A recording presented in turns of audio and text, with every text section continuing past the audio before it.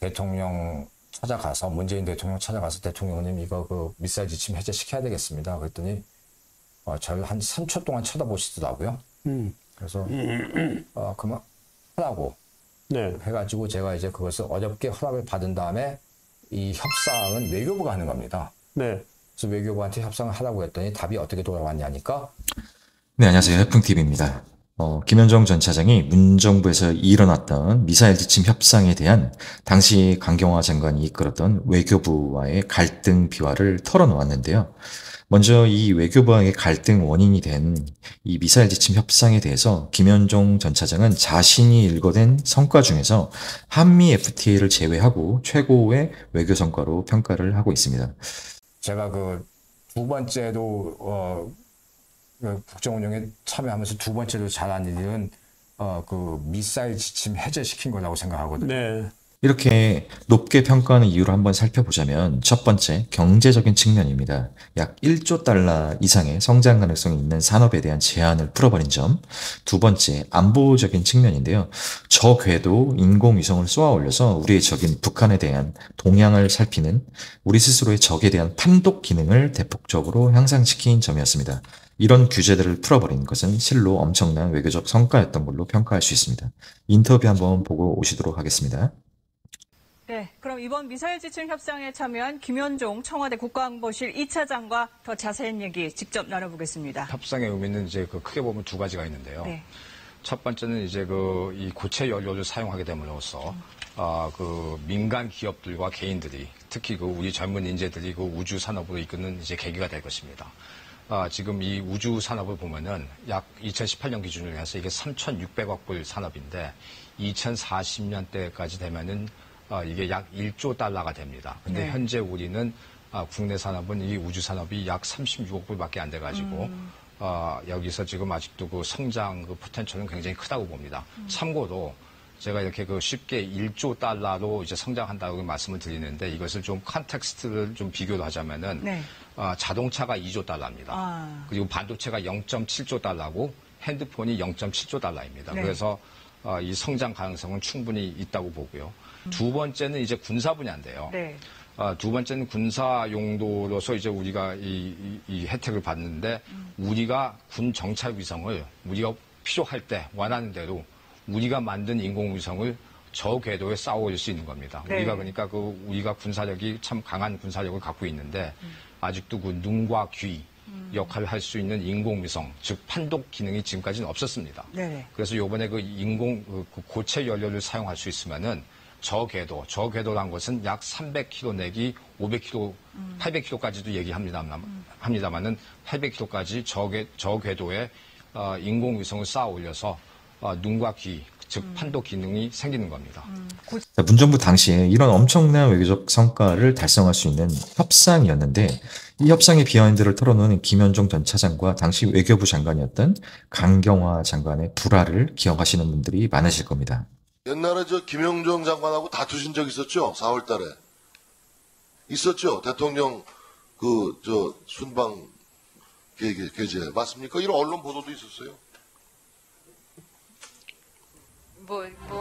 부인하지 않겠습니다. 예, 그렇죠. 자, 이 시기를 한번 살펴보자면 미사일 지침 협상이 타결 전이 약 6개월에서 9개월 정도로 기억하고 있습니다.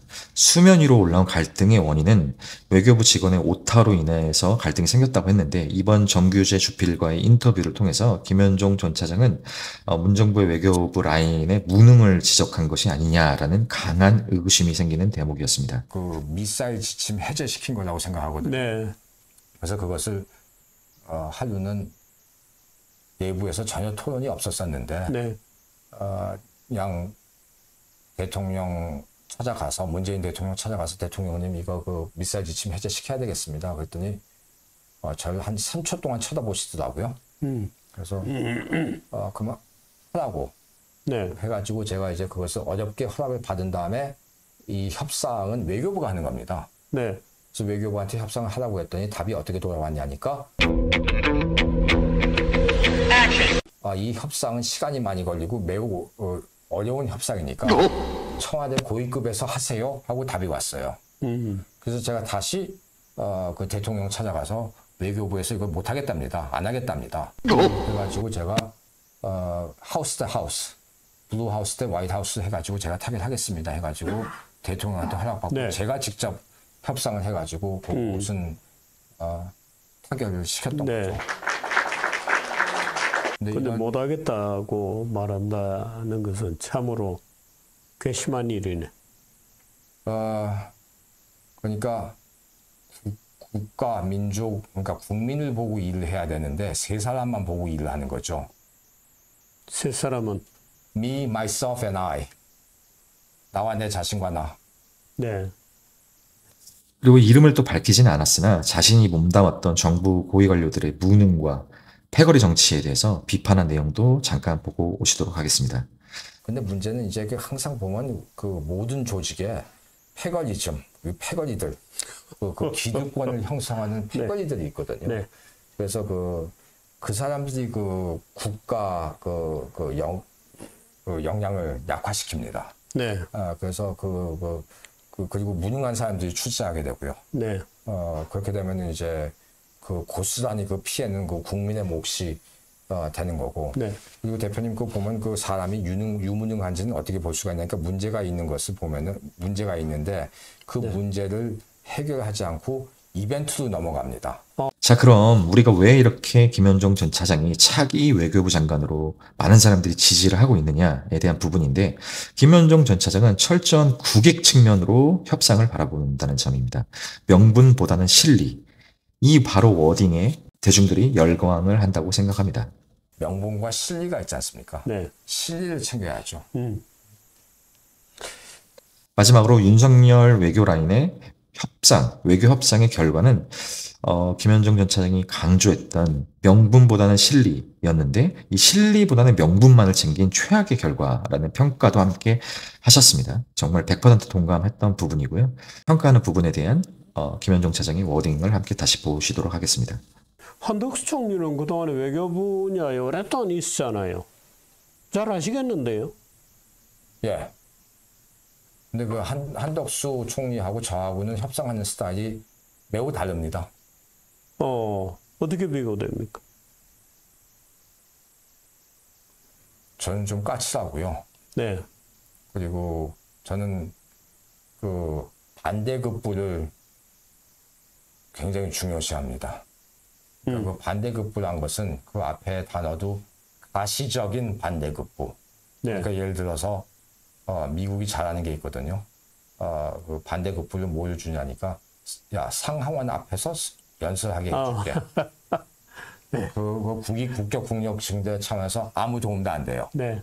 maybe 국격은 조금 뭐 도움이 될 수도 있겠죠. 아니면 뭐 한미일 회의를 하는데 우리 캠프 데이비스에서 하자. 그런 거. 그런 거로 말하자면 생색을 내는 거죠. 그런 것은 진짜 so what 시고 뭐 큰 도움은 안 되잖아요. 네. 국격 국력 증대 차원에서. 그래서 가시적인 걸 이제 말씀을 드리는 거죠. 네. 그러니까 다시 말씀드리자면은 명분과 실리가 있지 않습니까? 네. 실리를 챙겨야죠.